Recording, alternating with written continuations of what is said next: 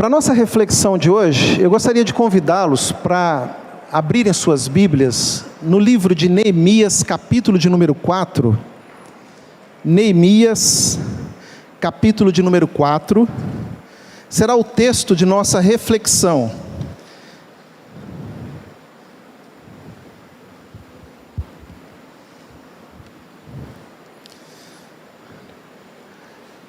Esse texto, ele conta uma parte da história da reconstrução de Jerusalém.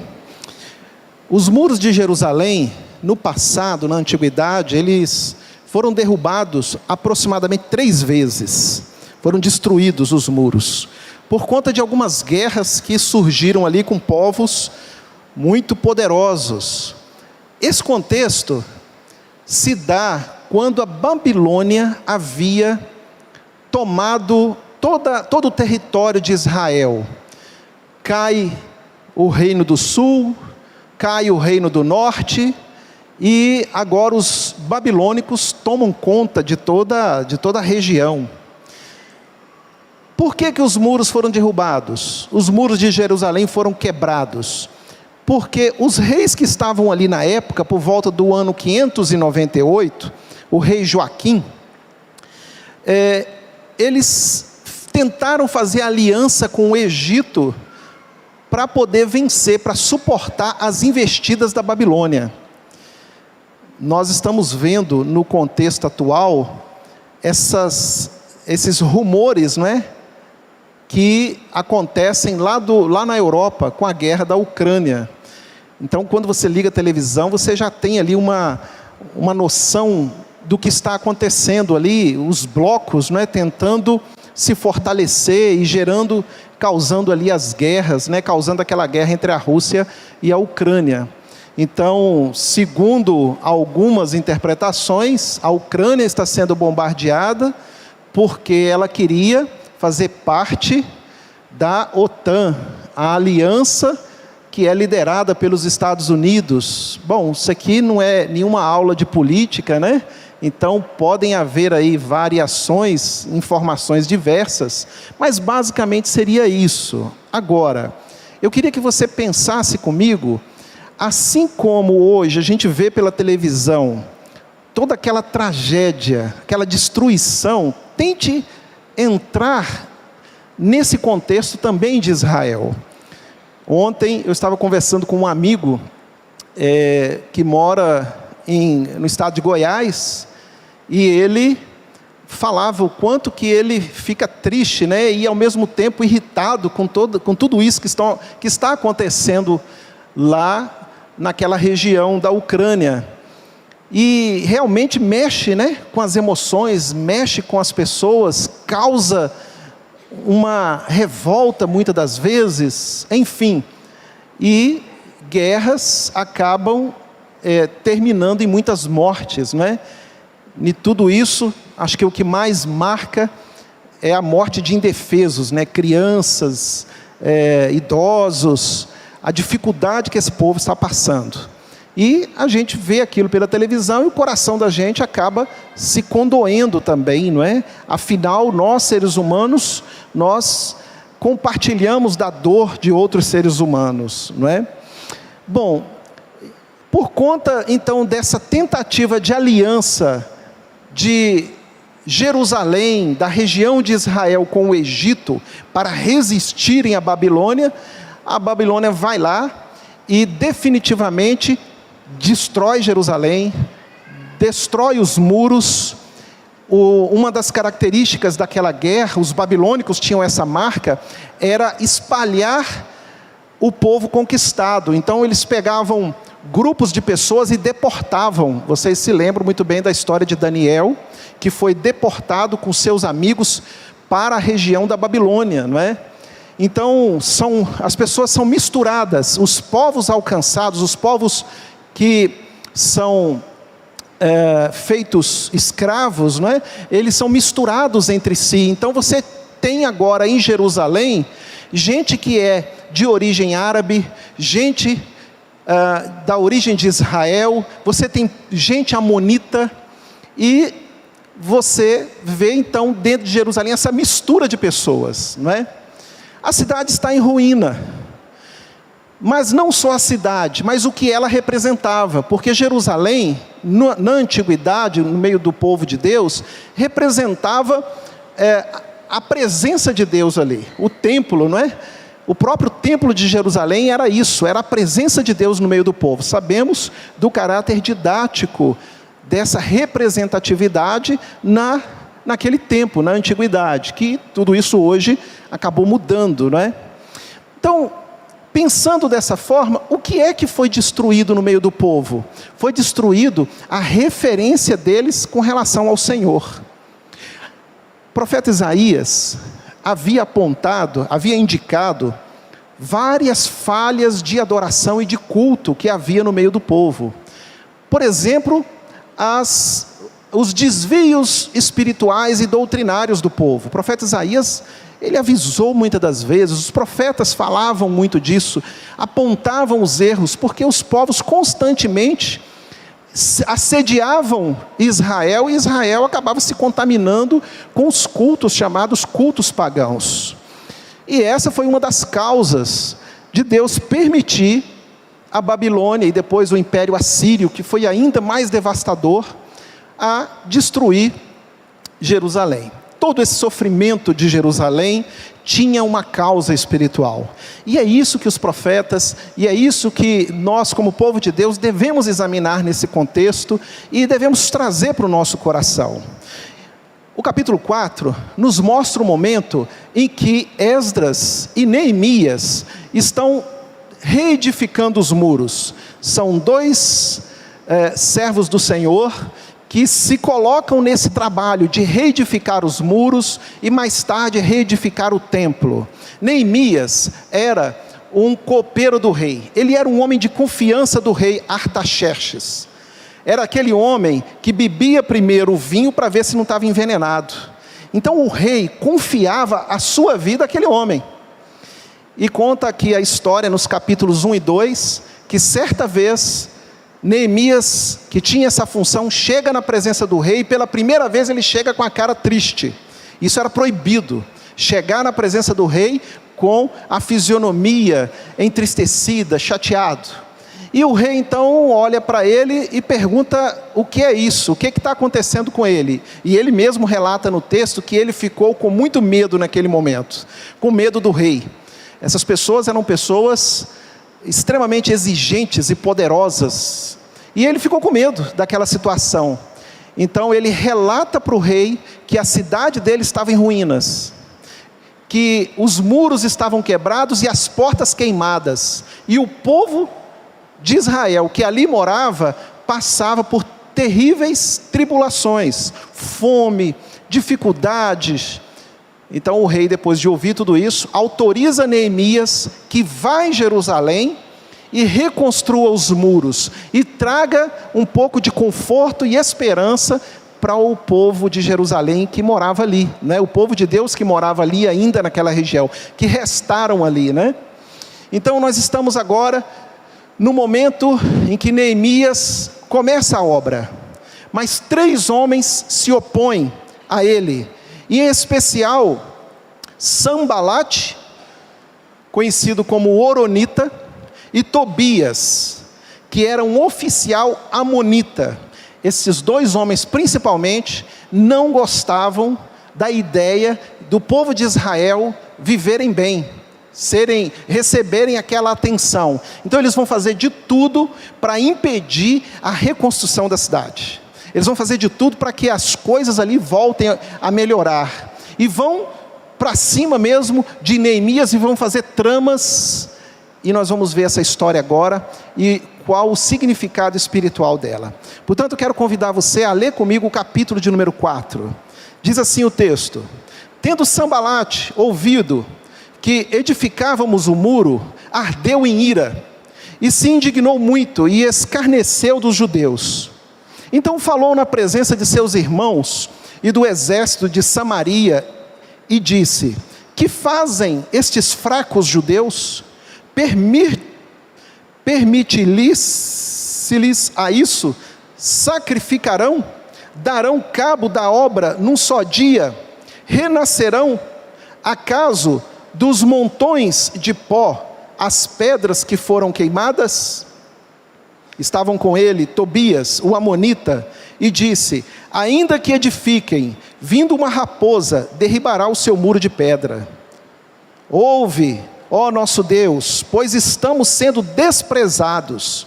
Caia o seu opróbrio sobre a cabeça deles, e faze que sejam despojo numa terra de cativeiro. Não lhes encubras a iniquidade, e não se risque diante de ti o seu pecado, pois te provocaram a ira na presença dos que edificavam. Assim, edificamos o muro, e todo o muro se fechou até a metade de sua altura, porque o povo tinha o quê, irmãos?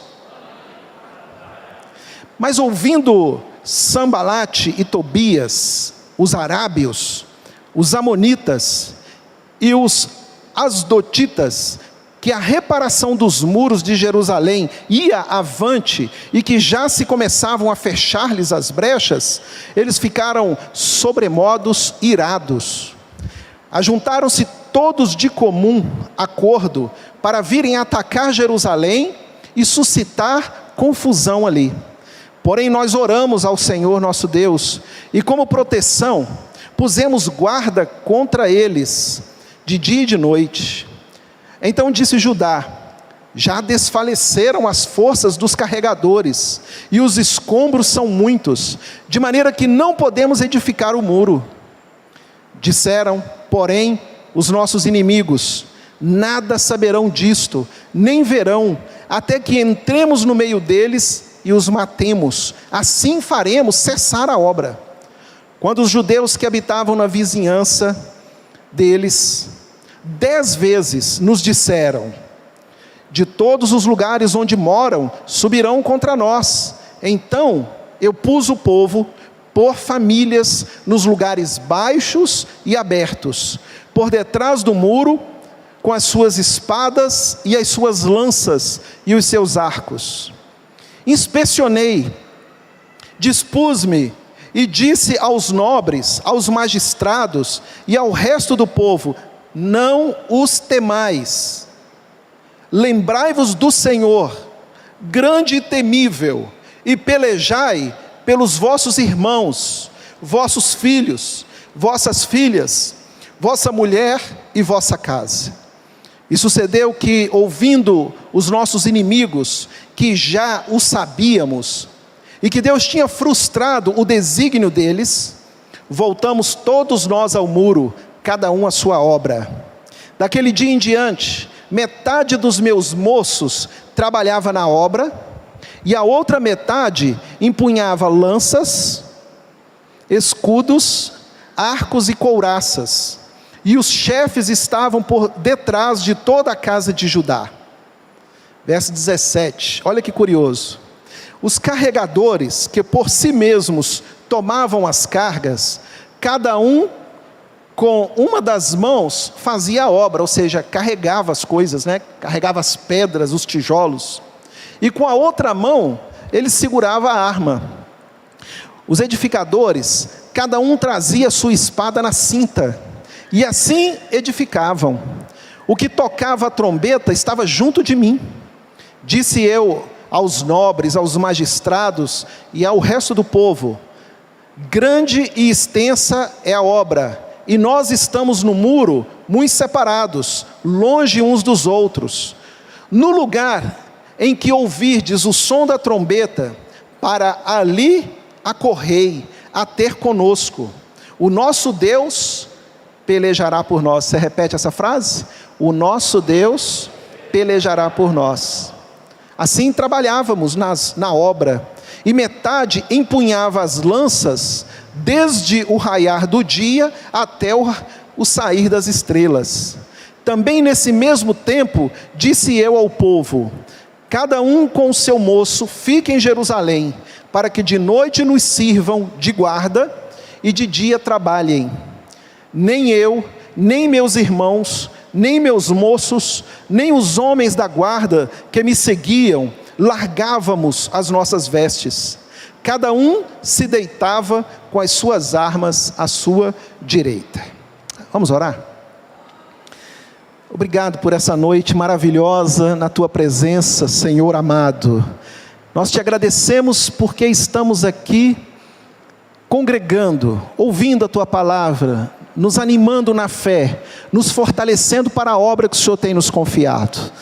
Mas é importante e desejamos que o teu Espírito nos abra o entendimento e fale conosco nessa noite.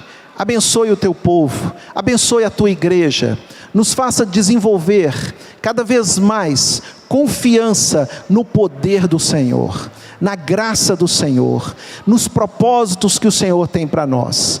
Ajuda-nos em nossas necessidades e abençoe-nos nessa noite, em nome de Jesus. Amém. O tema desse capítulo 4 é restaurando com discernimento espiritual. É assim que eu vejo o texto, dessa forma que eu gostaria de tratar com vocês alguns aspectos importantes das questões espirituais que aqui envolvem. E vocês viram que no capítulo 4, a preocupação era restaurar, mas também havia uma outra preocupação, que era contra os inimigos de Deus. Pessoas que se levantaram e se sentiram irados com aquela obra, com aquele trabalho. Chegaram ao ponto de até mesmo jogarem graves acusações contra Neemias. Disseram para ele: você está se levantando contra o rei, você está querendo se tornar rei desse lugar, você está edificando esse muro para que as pessoas o vejam como rei. Então ele sofre acusações terríveis, que poderia lhe custar a vida. Mas Neemias enfrenta essa oposição, não se intimida no seu coração, e ele nos mostra o porquê. Porque o seu coração era sincero para com Deus.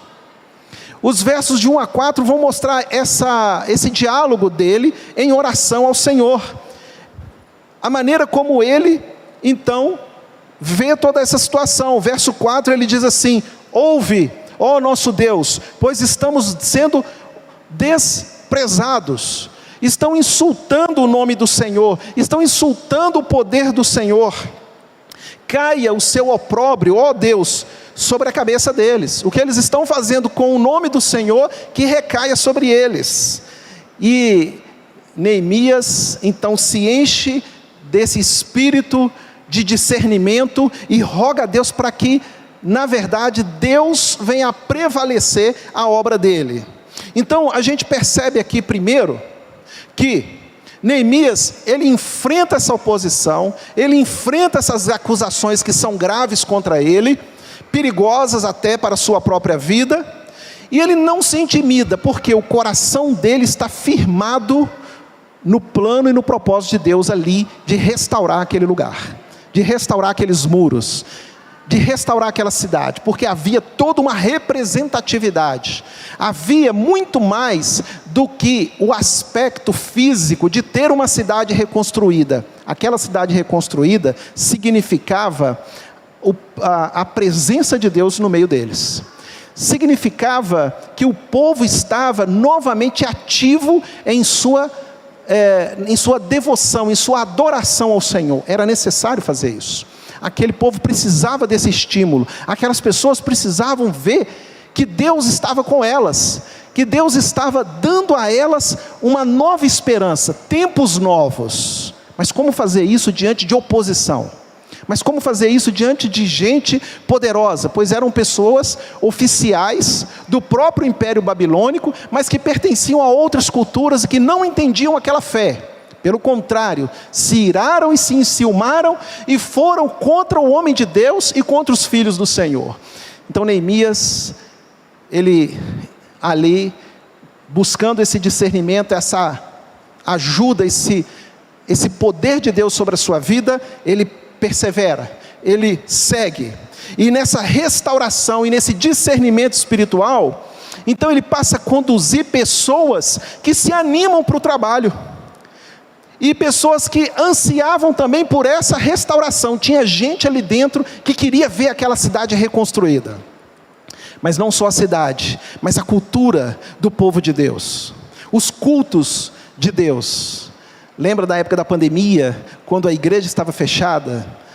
Novamente, voltando àquela ideia, né, da escola dominical, que a igreja somos nós, não é? Mas usando essa linguagem moderna, atual aí, mas certamente que estamos entendendo que nós é que somos a igreja, mas o prédio aqui estava fechado, e aí finalmente vamos às câmeras, né, para fazer culto às câmeras, culto diante das câmeras, melhor dizendo, né? E estávamos aqui fazendo o culto, e aí esses bancos vazios, mas tinha aí uma meia dúzia de irmãos que vinha para cá, sentava ali, a irmã Lia, né? Cadê a irmã Lia? Não está aqui? Acho que não. Sentava ali naquele cantinho, irmã Cida, um grupinho ali, né? Aí alguém falou assim, escutei lá na live o aleluia da irmã Cida. Falei, pois é. Um dia nós vamos voltar, né? Vamos estar reunidos. Olha só, 2 anos se passaram, estamos nós aqui de novo. Sabe, é óbvio que a gente não pode comparar com a situação de uma guerra, não é? Pessoas que foram brutalmente mortas, a gente não pode comparar, mas nós tivemos um breve momento de separação, e nós ansiamos por isso, ansiamos por essa volta, né? Esse povo ansiava de ver o templo construído, esse povo ansiava de ver a cidade reconstruída, e o que isso daria a eles? Cultos, adorações, celebrações. A voz do povo cantando é bonita, não é? Você vê que enquanto nós estamos louvando ao Senhor, nós somos tomados de uma satisfação interior, uma alegria. Nós cantamos o que nós cremos, nós servimos ao Senhor, e quando nós cantamos o que é verdade. Então a gente canta alegremente para o Senhor. São canções que levam a nossa alma à adoração a Deus. Esse povo de Israel tinha esse desejo, sabe? De também se reunirem e poderem adorar o Senhor. Fazerem as festas, fazerem as adorações, fazerem ali todos os trabalhos espirituais de adoração, de culto ao Senhor. As festas, as comidas, as celebrações, os cânticos, as adorações. Onde está tudo isso, Senhor? Tudo isso estava destruído, mas agora vamos restaurar todas essas coisas. E Neemias então, ele se junta a pessoas que estavam animadas nesse propósito. Vamos lá, vamos fazer.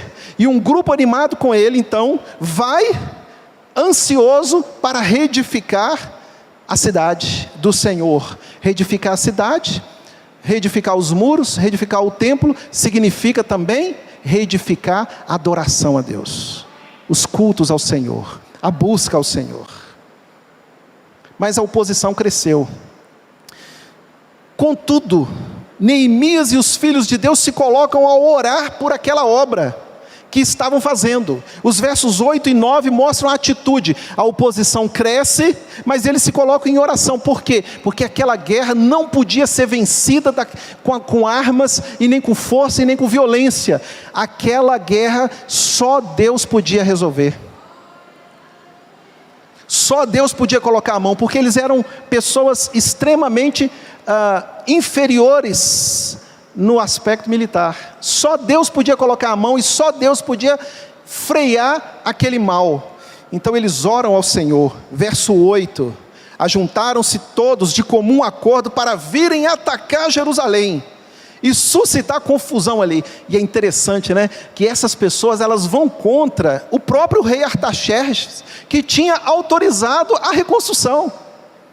Mas eles vão com violência, e certamente eles já tinham também um discurso pronto contra Neemias e o povo de Deus. Certamente eles já tinham um discurso para dizer: olha, eles planejavam tomar a sua coroa, ó rei, mas nós impedimos. Porém, verso 9, porém, o que foi que eles fizeram? Você pode ler comigo, verso 9? Nós oramos ao nosso Deus, e como proteção, pusemos guardas contra eles de dia e de noite. Nós oramos ao Senhor. Ó Deus, tem misericórdia. Ó Senhor, vem de encontro a nós. E a oração deles funciona, porque o Senhor é que está naquele projeto, o Senhor que está naquela obra, né? Mas a coisa aperta ainda mais. Uma nova trama ela é planejada. Olha o verso de número 10. Então disse Judá: já desfaleceram as forças dos carregadores. O pessoal está fraco, não aguenta carregar mais nenhuma pedra. E os escombros são muitos, de maneira que não podemos edificar o muro. Disseram, porém, os nossos inimigos: nada saberão disso, nem verão, até que entremos no meio deles e os matemos. Assim faremos cessar a obra. Então eles planejaram invadir o lugar de trabalho, aproveitando os momentos de descanso do povo, o momento de cansaço daquele povo, para poder matá-los, acabar com aquela obra. Mas Neemias então entende que o Senhor vem e intervém naquela história. E aí Neemias fica sabendo, e Neemias diz: o Senhor desbaratou esse propósito, e a partir de agora então nós vamos tomar aqui uma atitude. Cada pessoa da família se colocou em situação de prontidão. Verso 16, as famílias são convocadas para se colocarem ali, para defender aquele lugar, para defender aquela obra, aquele trabalho que está sendo feito. Mas eles eram poucos, eles precisavam de uma trombeta, de uma buzina, que tocasse e avisasse a todos quando eles estavam sendo atacados. E aí todos tinham que correr para aquele lugar, porque eles eram poucos, mas Deus vai dando a eles vitória. Verso 16, daquele dia em diante, metade dos meus moços trabalhava na obra, e a outra metade empunhava lanças, escudos, arcos e couraças, e os chefes estavam por detrás de toda a casa de Judá. E os carregadores, com a mão faziam o trabalho, com a outra mão segurava a arma. E diz o texto também, que todos estavam atentos à trombeta, e todos trabalhavam incessantemente. O verso 14 diz que: inspecionei, dispus-me e disse aos nobres, aos magistrados e ao resto do povo: não os temais, lembrai-vos do Senhor. Podem ler juntos comigo essa frase? Grande e temível, e pelejai pelos vossos irmãos, vossos filhos, vossas filhas, vossa mulher e vossa casa. As famílias foram para o fronte, e as famílias foram construir e foram defender o seu habitar, foram defender a sua cultura e muito mais, o seu culto e adoração ao Senhor. A história conta que esses muros foram edificados em 52 dias, uma obra e tanta, grande para a época, algo muito difícil de ser feito, mas em 52 dias eles conseguiram fazer aquela obra. Enfrentaram uma oposição terrível, enfrentaram pessoas que eram contrárias à fé, mas venceram, conseguiu. A reedificação só foi possível porque houve o quê? Uma intenção espiritual. O que aquilo representava? Representava que havia um povo que estava arrependido de seus pecados, arrependido de terem servido a outros deuses, e tinham agora o desejo de servirem e dependerem de Deus. Era isso que representava aquela reconstrução. Pessoas que tinham reconhecido suas falhas. Neemias vai fazer uma oração a Deus, ele vai dizer: Senhor, perdoa-nos os nossos pecados, perdoa-nos porque fomos infiéis, perdoa-nos porque nossos pais pecaram. E é interessante que ele chama isso para ele. Ele diz: nós somos pecadores. Lembra da oração de Abigail? Ela diz para Davi: perdoa Davi, a meu marido Nabal, porque eu não estava atenta ao que ele estava fazendo. Me perdoa porque eu não vi, porque eu não prestei atenção, eu não estava ali para impedir aquela barbaridade de Nabal. Me perdoa. E Abigail se coloca como intercessora, entre Davi e a sua casa. Agora Neemias se coloca como intercessor entre Deus e esse povo, e ele diz: perdoa-nos, Senhor, porque nossos pais pecaram, porque os nossos antigos falharam, e eles idolatraram e eles serviram a outro Deus. Nos perdoa, Senhor. Havia no coração daquela nação, daquele povo que estava ali, aos cacos, um desejo de crescerem novamente sua fé no Senhor. Eles precisavam de ajudas. E aí conta a história que Esdras, depois dessas obras reconstruídas, chama o povo se reúne, e ele então abre as leis do Senhor, e diz que ele leu a lei de Deus, desde de manhã, quando amanheceu, até o início da noite. Foi um dia inteiro lendo a Bíblia para um povo que tinha nascido longe dos caminhos do Senhor, gente que não conhecia a palavra de Deus, e que precisava ter uma nova instrução, precisava passar agora por uma reciclagem. Os mais velhos, mas os mais novos também, eles precisavam ter em suas mentes um reavivamento espiritual.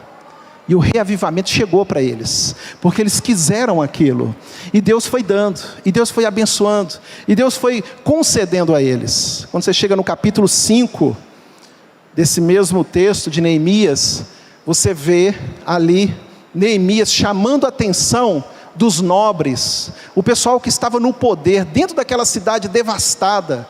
Ele chama a atenção desse pessoal e fala: olha só o que estão dizendo.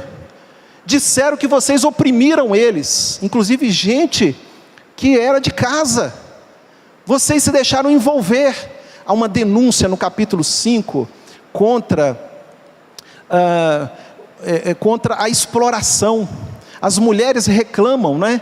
Nós fomos explorados, nossas filhas se tornaram quase que escravas.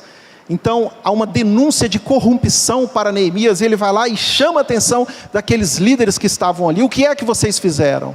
E no finalzinho do capítulo 5, ele dá uma declaração, e ele diz: não me contaminei pela corrupção, fiz o que era o melhor, trabalhei para o bem, Deus é minha testemunha. Mostrando o caráter de restauração, né? O caráter de renovação, porque toda restauração, todo reavivamento espiritual, tão desejado pelos crentes, não é? Ele vem a partir de um reconhecimento de pecado, e ele vem a partir também de uma atitude transformada. Não queremos mais isso, não queremos mais esse pecado, não queremos mais agir assim, não queremos mais a idolatria, o paganismo, nem a corrupção, nem a maldade. E é interessante que o tradutor desta Bíblia, se você pegar aí o capítulo 5, tem aí um subtítulo, né? Que foi dito assim: medidas contra a usura. Assim que o tradutor entendeu, a equipe que traduziu entendeu, né, essa passagem, esse capítulo, há uma usura, há um desejo pelo dinheiro, pela ganância. Enquanto tudo está destruído, pessoas se aproveitam daquela situação, e pessoas lucram com isso, com a miséria daquele povo. Então, aí vem um momento que Neemias, ele fala duramente, e ele dá uma declaração de que a nação precisa de reavivamento.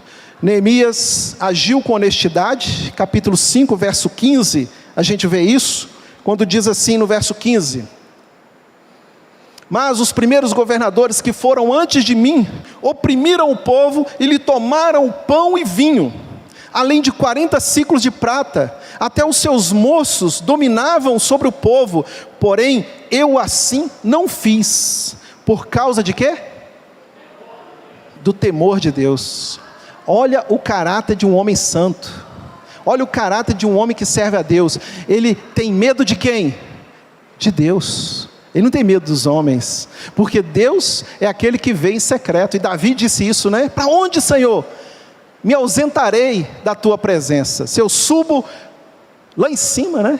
Tu estás. Se eu vou no mais profundo abismo, tu estás também. Os olhos do Senhor estão sobre a terra, e como diz o salmista, percorre a terra à procura dos justos, do povo de Deus, dos fiéis ao Senhor. Neemias sabia disso. Então Neemias vai dizer: não à corrupção, sim à honestidade. Vamos ao progresso de tudo isso, mas não para o nosso engrandecimento e a nossa vaidade, mas para o louvor daquele que mandou, daquele que é Senhor, daquele que tem planos e propósitos, daquele que ama, daquele que arrebanha, pastoreia. Ele, o Senhor, está promovendo tudo isso para o nosso bem. E mais, Ele repreende, como eu já disse, a ganância ali, daqueles nobres, verso 7 do capítulo 5, depois de ter considerado comigo mesmo, repreendi os nobres e magistrados, e lhes disse: sois usuários, cada um para com seu irmão, e convoquei contra eles um grande ajuntamento. Essas foram as reformas que Neemias fez. A reforma maior não foi no muro, a reforma maior foi aonde? Na alma, no coração e na fé daquelas pessoas. Porque o Senhor Deus estava fazendo aquela obra naquele lugar. Essa foi a conclusão de uma reforma ampla, de uma reforma que alcançou todos os lugares. Meus irmãos, nós aqui, nenhum aqui está sendo chamado para reconstruir nem Jerusalém, nem Ucrânia, nem lugar nenhum, não é? Nós não estamos sendo chamados para nenhuma reconstrução física. Não existe aqui uma associação literal, dessa história com algum comportamento semelhante. Mas nós vemos aqui alguns aspectos espirituais que são importantes. Por exemplo, o momento em que Neemias ele vai clamar ao Senhor, e ele vai então falar ali com o rei sobre o que está acontecendo. Deus coloca nele um desejo de engrandecer o nome do Senhor, e isso nos serve de lição, porque cada um de nós que estamos aqui nessa noite, somos chamados para fazer alguma obra que Deus tem nos dado. Todos nós que estamos aqui temos uma obra a fazer, não importa a idade e não importa também a nossa natureza sexual, se é homem, se é mulher. Todos nós temos aqui um trabalho a ser feito, e ele começa onde? Dentro de casa, dentro da família. Todos nós estamos sendo chamados o tempo todo a olhar para essa obra à nossa volta e nos identificarmos com Neemias, para então observarmos aquilo que está ruindo em nossa casa, ruindo em nossa família, ruindo em nossa fé, em nossa caminhada com Jesus, para então tomarmos providências, porque o Senhor, Ele nos chama a isso o tempo todo. O Senhor diz na sua palavra que nós devemos tomar cuidado do nosso próprio coração, da nossa própria fé, da nossa própria caminhada. É ou não é verdade?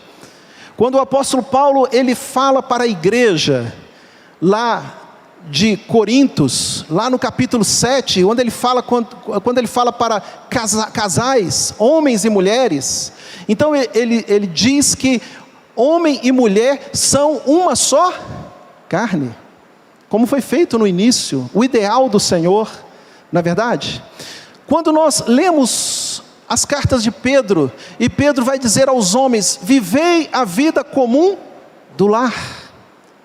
Quando diz as escrituras: mulheres, sede submissas. Quando diz aos filhos: filhos, obedecei aos vossos pais.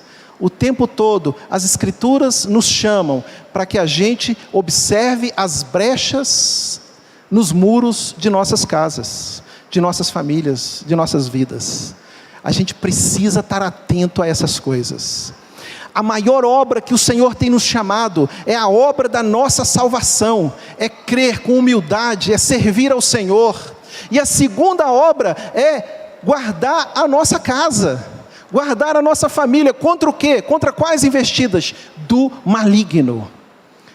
Obras da carne, obras de Satanás, nossas próprias falhas, nossos próprios erros, nossos próprios pecados. Precisamos estar vigilantes, porque na caminhada surgem ali os inimigos de Deus, que vêm contra a nossa mente, que vêm contra a nossa fé, que vêm contra aquilo que nós cremos. Eu lembro, gente, que alguns anos atrás havia uma grande preocupação contra as novelas da Globo. O pessoal mais antigo, os irmãos evangélicos mais antigos, vão se lembrar disso, né?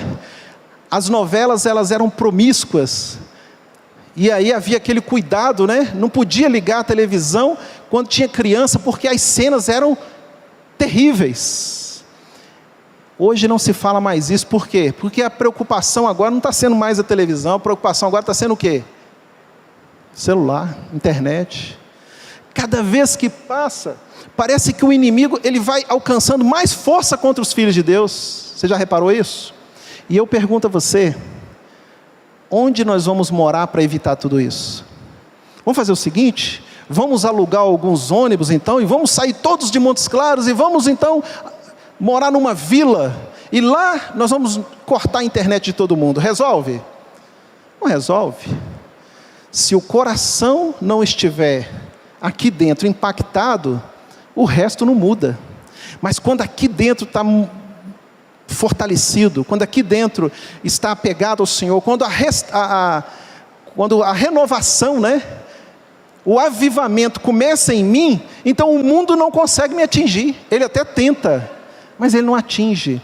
Nós precisamos focar nas armas que o mundo está atirando em nós. Nós precisamos observar, entender, ter esse discernimento espiritual, o discernimento que Neemias teve. Esse é o discernimento que Neemias teve. Ele olha para aquilo tudo e ele ora ao Senhor. Talvez se ele pegasse na espada primeiro e fosse lutar, talvez eles seriam aniquilados. O texto fala que eram moços, rapazes, adolescentes, meninos, pegando na espada, provavelmente sem nenhuma experiência, talvez a espada mais pesada do que o braço deles, mas ele ora ao Senhor, e o texto não diz que eles tiveram que pegar na espada para matar, o texto diz que eles só pegaram na espada, mas o Senhor não permitiu que os inimigos chegassem neles. Eu vejo nisso a mão de Deus. A gente toma as providências, mas quando a gente ora, o Senhor vai na frente, e Ele nos dá vitória nos nossos projetos, nas nossas pelejas, nas nossas intenções. E aí, eles finalmente vencem aquilo. Nós também precisamos vencer, irmãos.